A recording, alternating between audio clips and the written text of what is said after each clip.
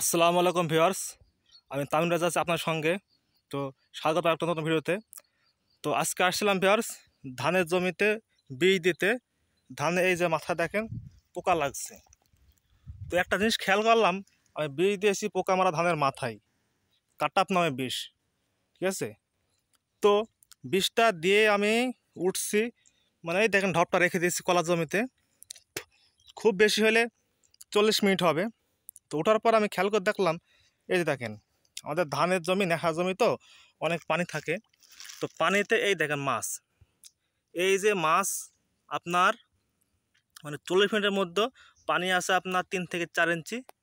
তো যত পুঁটি ডাড়কি মাছ ছিল সবগুলা দেখেন মরে যাচ্ছে।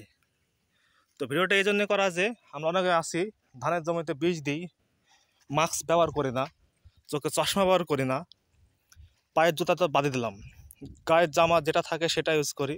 তো দেখেন আপনারও প্রাণ, মাছেরও প্রাণ, পোকারও প্রাণ।